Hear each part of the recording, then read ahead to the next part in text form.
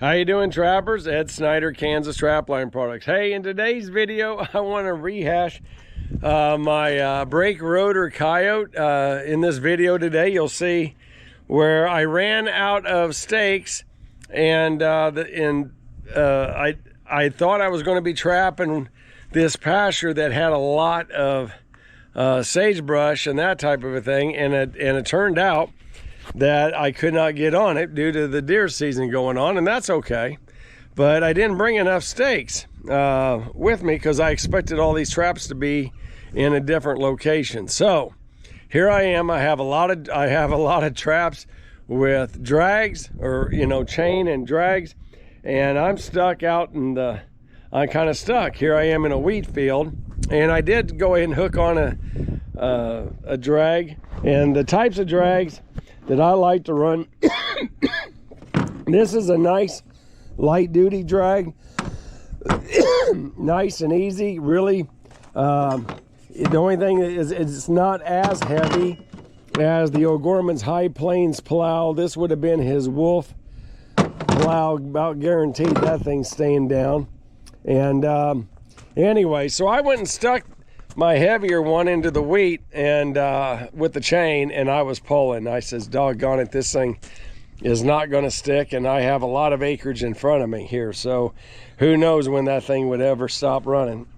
So what my the guy I'm staying with has is, I saw he had an old F250 brake rotor. And that rotor's junk now.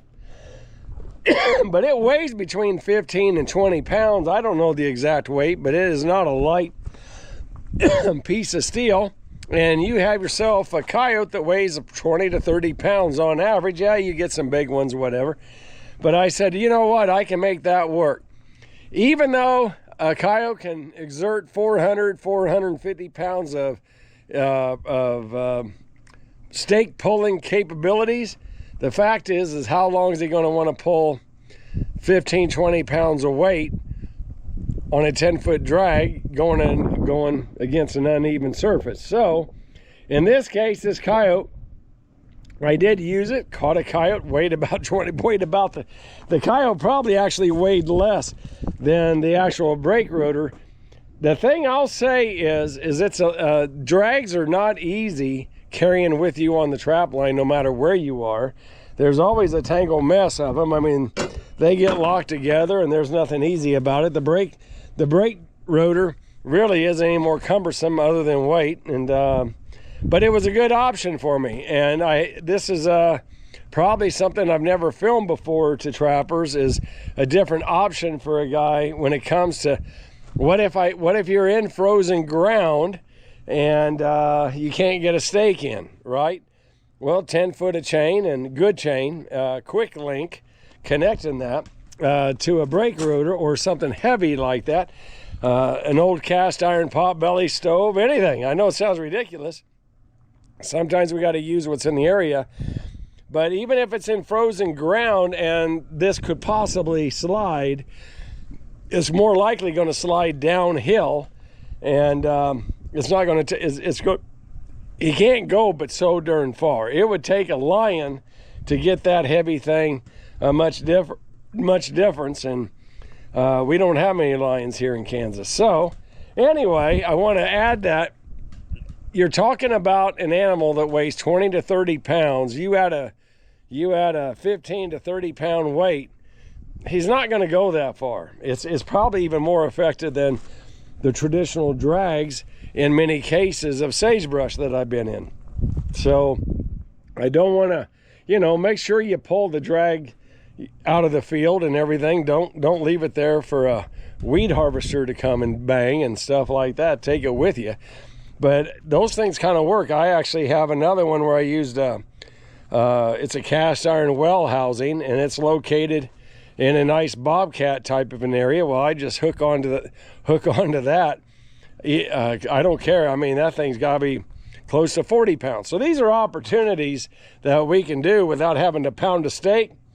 No guys that have commented to me that, well, he uses brake rotors near his culverts, and he just leaves it on the side next to the culvert every year, and he just picks it and he just rehooks onto it. So different things like that. Guys use it for their beaver drowners, things like that. So make sure it's heavy enough. You got to think of the terms of the size of the animal, and I wouldn't want to use a light duty brake rotor, but this thing's heavy. It's got some weight in there. If you like these types of videos, I encourage you to go ahead and hit that like button and that subscribe. It's greatly appreciated. And I hope you enjoyed the video. Today we get to see me catch my brake rotor coyote on a trail set along the edge of a wheat field.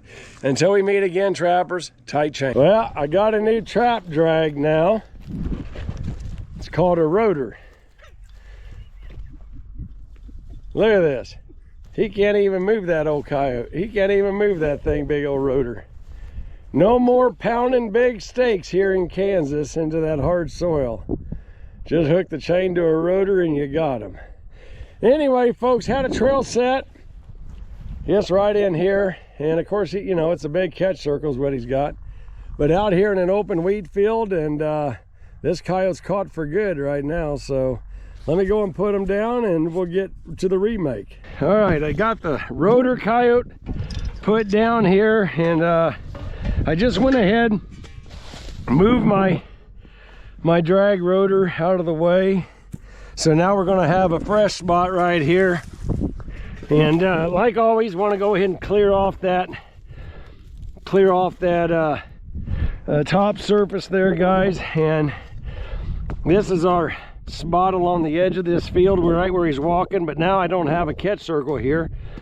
It's a fast way to not, you know, some people actually want to go ahead and use their catch circle, but I think it's sometimes, if you got the option, now there's nothing here to really scare the coyotes off at. We'll remake this set. And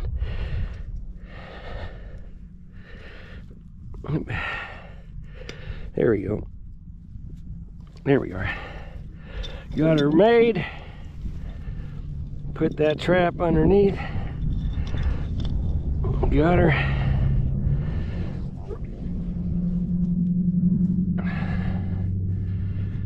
And get ourselves our sandwich bag. Put it on there. They really, this nice sandy soil, now that it's kind of thawed out, it's a lot easier to put in a set. Just put that in, put a little dirt on it, and pack her in good. I think we about got her there. Let's go ahead and I'll smooth this out.